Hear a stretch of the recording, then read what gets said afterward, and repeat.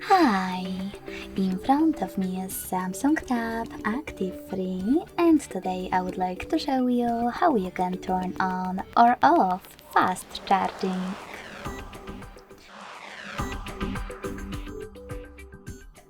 Begin by going into Devices Settings and scrolling down to access Battery section, Battery and Device Care.